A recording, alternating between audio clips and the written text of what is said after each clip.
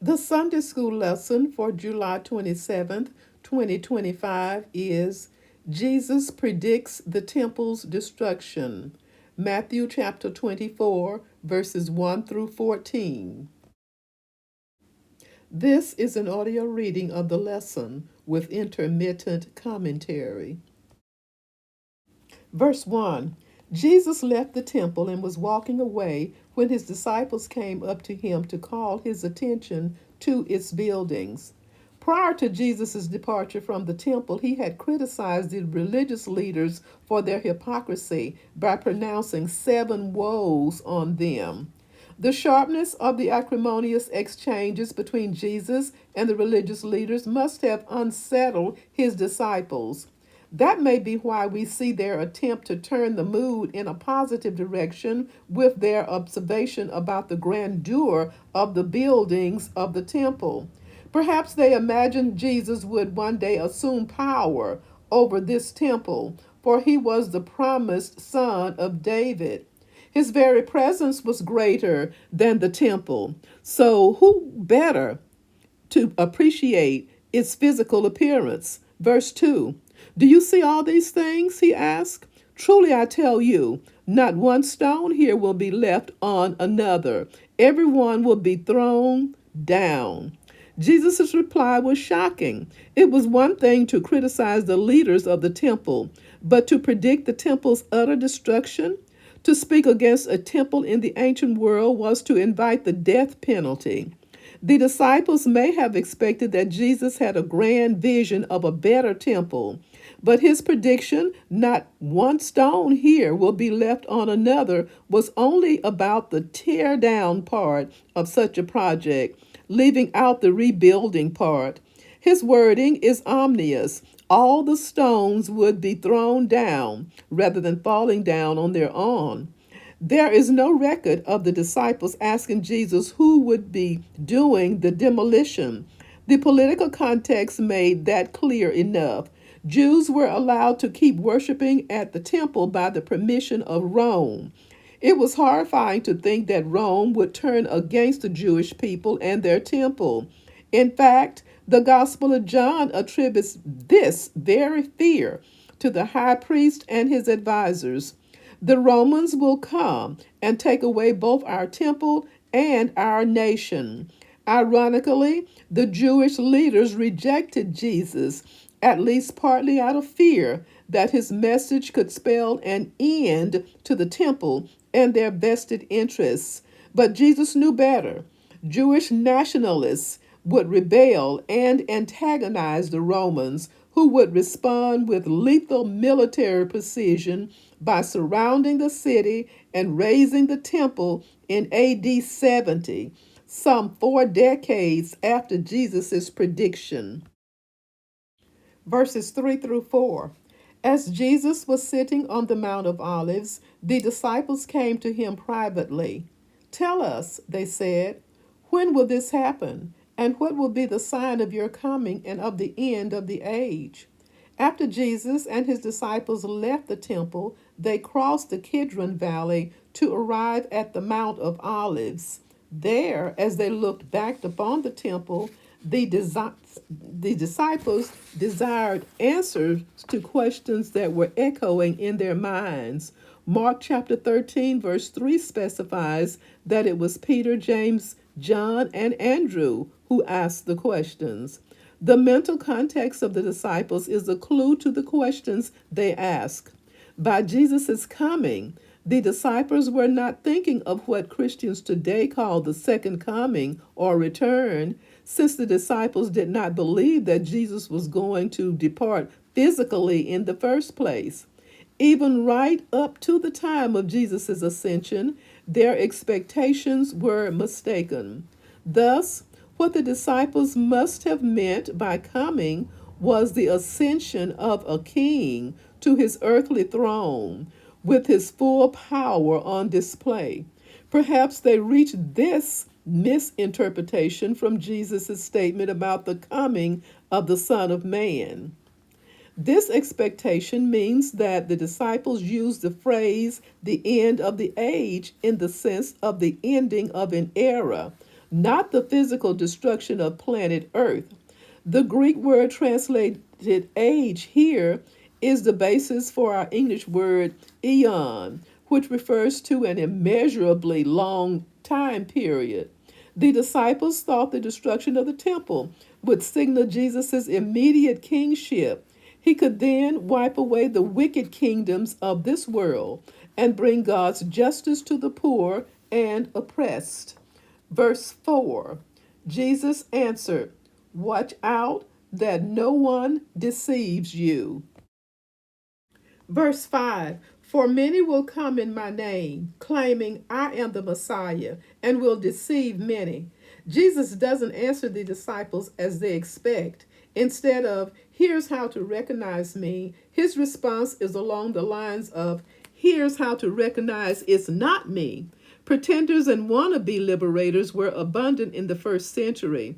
Many people will be easily deceived, and the disciples must not be among them.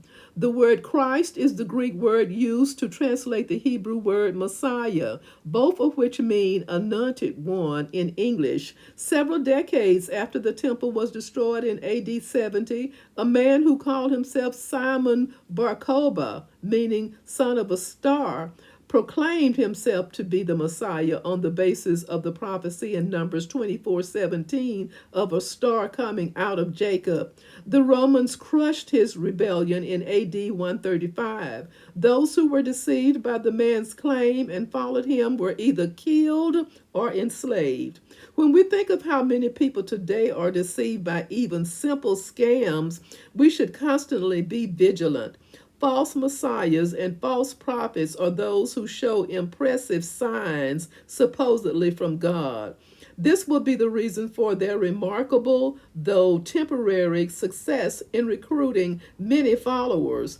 In his first letter, John says to test the spirits to see whether they are from God. Verse 6, "You will hear of wars and rumors of wars, but see to it that you are not alarmed. Such things must happen, but the end is still to come." The militarized peace of Rome, also known as Pax Romana, resulted in a period of relative peace in Jesus' day. But when the reality of war or the rumors of wars reassert themselves, that was not to be taken as a sign of the end. Christians must be prepared to endure conflicts while carrying out their mission to make disciples. Verse 7, "Nation will rise against nation and kingdom against kingdom. There will be famines and earthquakes in various places." Psalm 2, verses 1 through 2, vividly describes the world's situation where rulers and nations conspire. So this will be nothing new. All the challenges and tragedies of living in a fallen world will come and go. Food shortages, famines, and natural disasters such as earthquakes will be common. Daily life will feature constant reminders that humans are mortal, that life is short, and that the time to receive God's mercy is at hand. An unpredictable world underlies a sense of urgency. Verse 8, "All these are the beginning of birth pains." The disciples' original question was about how to recognize the end, but Jesus has been answering in terms of the beginning. The word translated birth pains can refer to something more than just mental anguish. The same word is also used in the sense of labor pains in several places in the Old Greek version of the Old Testament, known as the Septuagint. Certain birth pains were, therefore, to precede Jesus' full reign, but all these painful things were also everyday experiences of the disciples. In other words, nothing new. The disciples were, therefore, not to interpret such things as imminent harbingers of the end. Verse 9, "Then you will be handed over to be persecuted and put to death, and you will be hated by all nations because of me." Jesus then switched his warnings from those global in nature to those personal to his disciples. They were to expect intensified persecution in their role as his representatives because of me. Tradition holds that all Jesus' apostles except John died as martyrs. These martyrdoms would begin with James, the brother of John. Verse 10. At that time, many will turn away from the faith and will betray and hate each other. The effect of all this suffering will be to fragment the church, hate each other. Hardship and persecution will lead some people to give up. Much has been written about the imperatives of the positive one another's in Scripture. But the verse before us warns of the certain occurrences of at least two negative one another's. Verse 11. And many false prophets will appear and deceive many people. Verse 12. Because of the increase of wickedness, the love of most will grow cold. The reality of and the danger posed by false prophets is addressed in more than a dozen places in the Bible. This too will be nothing new. The fact that they will be successful, at least for a time, is affirmed by the result that they shall deceive many. The warning is therefore necessary so Jesus' followers keep their guard up and are not led astray. Verse 13. But the one who stands firm to the end will be saved. Is there any bright spot in Jesus' predictions?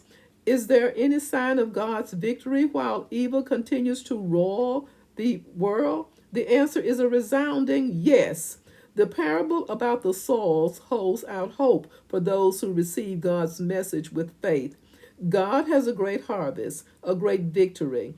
The victory of God is visible through the enduring faith of Jesus' followers around the world. As Jesus said, the gates of Hades will not overcome my church. The reign of Christ among the faithful is visible as God's will is done on earth as it is in heaven. Jesus' warning about forthcoming hardships prepared his disciples for this declaration. Yes, suffering would continue. Yes, persecution would divide the people of God and war against the faith. But for those who understand that reality, who heed Jesus' warnings, there is strength for endurance and assurance to be saved in the end. Verse 14.